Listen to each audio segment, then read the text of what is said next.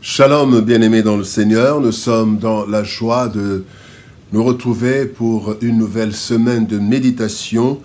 Nous sommes le lundi 7 août 2023 et nous vous saluons au nom de notre Seigneur et Sauveur Jésus-Christ. Nous allons lire un texte pour notre méditation biblique de ce jour. Nous allons lire dans Proverbes chapitre 19 verset 21 et nous lirons dans deux versions différentes. Dans Louis II, il est écrit « Il y a dans le cœur de l'homme beaucoup de projets, mais c'est le dessein de l'Éternel qui s'accomplit. » Dans Parole de vie 2017, il est écrit « Les humains font beaucoup de projets, mais c'est la volonté du Seigneur qui se réalise. » Projet humain et dessein divin. Projet humain et dessein divin, tel est le thème de notre méditation biblique de ce lundi 7 août 2023. Bien-aimés dans le Seigneur, tout être humain a des aspirations et projette de faire ou d'être. Cependant, pour différentes raisons, il y a des projets qui échouent, d'autres réussissent. Certains se découragent quand des projets échouent, d'autres recommencent jusqu'à la réussite ou jusqu'à la consommation de l'échec. Le texte de ce jour nous révèle que les projets de l'homme dépendent du dessein de Dieu, des desseins de Dieu et le Créateur qui est le Créateur de tout et de qui tout dépend. Cette révélation doit nous interpeller et nous pousser à consulter Dieu en premier et en permanence pour tous nos projets. Tirons quelques leçons de ce verset. Première leçon, parlons des origines des projets. La Bible dit, il y a dans le cœur de l'homme beaucoup de projets. Et dans Proverbes chapitre 20, verset 5, la Bible dit, les desseins dans le cœur de l'homme sont des eaux profondes, mais l'homme intelligent sait y puiser. D'où viennent les projets? Il est dit, les desseins dans le cœur de l'homme, les projets dans le cœur de l'homme sont des eaux profondes. Il y a beaucoup de projets. D'où viennent ces projets? Ils ont plusieurs origines. Nous allons en citer trois. Première origine des projets, ce sont les aspirations du cœur. Certains projets proviennent des aspirations qui naissent dans les pensées des humains, un peu comme de l'imagination. Quelqu'un pense, il veut être ceci, il veut faire ceci, et cela vient du cœur, de ses pensées. Deuxième origine, ce sont les désirs des yeux. Au contact avec l'environnement, les yeux voient plusieurs choses qui peuvent inspirer ou attirer l'homme, qui les transforme en projet. Vous voyez une belle maison que votre ami a achetée, vous allez visiter une maison et vous avez des projets. Moi aussi, je vais construire une maison pareille. Vous voyez à la télévision, donc les yeux. Troisième origine, ce sont les besoins du temps. Les besoins qui se présentent à nous peuvent créer des projets dans nos cœurs pour les résoudre. Nous avons tel problème. Et un projet peut naître à partir d'un problème, à partir d'un besoin, et un projet peut naître. Voilà les origines des projets. Maintenant, deuxième point, parlons des origines des desseins de Dieu. Dans le psaume 33, verset 11, la Bible dit « Les desseins de l'Éternel subsistent à toujours, et les projets de son cœur de génération en génération. » Dans les projets de Dieu sont éternels, nous pouvons dire. D'où proviennent les projets de Dieu? D'abord, il y a son plan. La création de l'univers n'a pas été spontanée, mais plutôt le fruit du plan de Dieu. Il savait ce qu'il faisait selon son plan divin. Voilà pourquoi la création est pratiquement parfaite. Chaque fois que Dieu créait, à la fin de la journée, il disait, Dieu vit que cela était bon. À la fin, cela était très bon. Parce qu'il avait un plan et c'est ce qu'il voulait.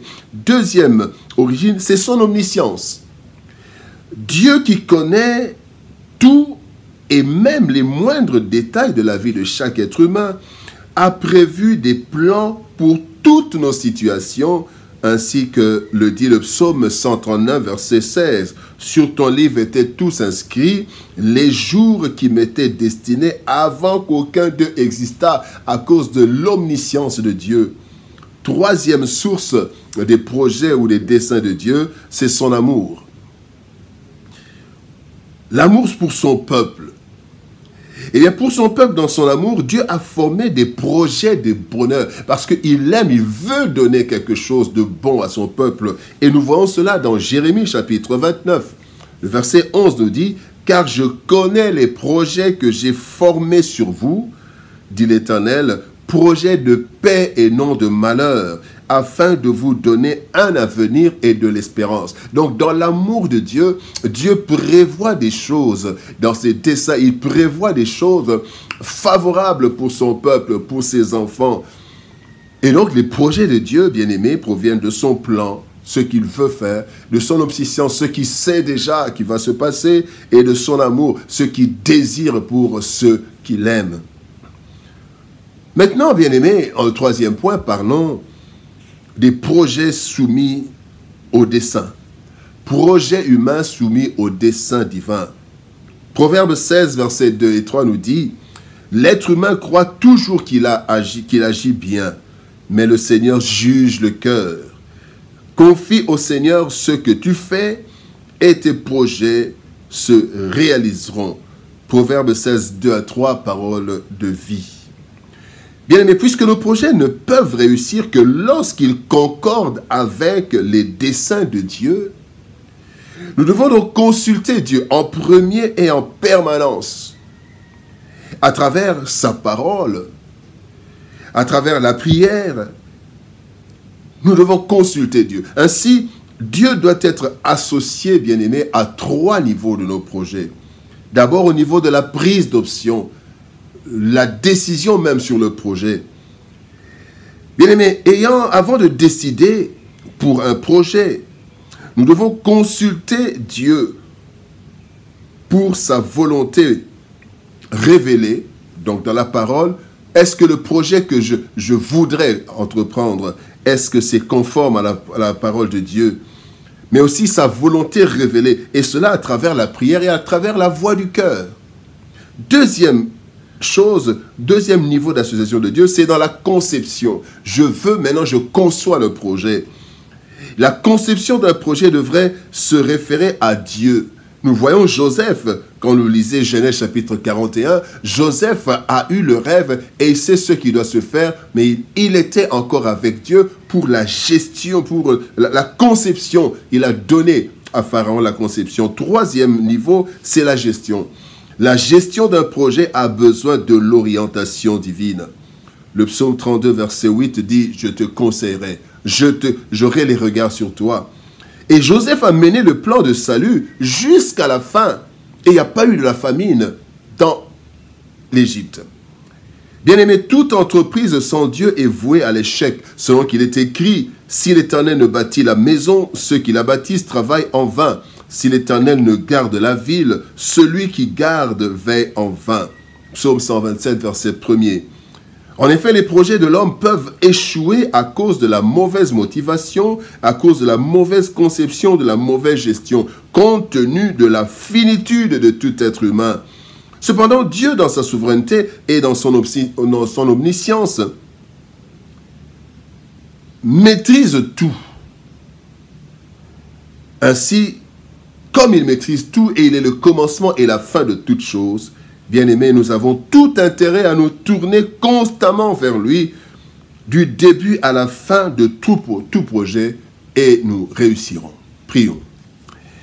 Éternel Père de gloire, Dieu Tout-Puissant, merci pour ton amour et ta bonté. Toi dont les desseins décident, Seigneur de gloire, de la réussite de nos projets, aide-nous, Seigneur, à te consulter.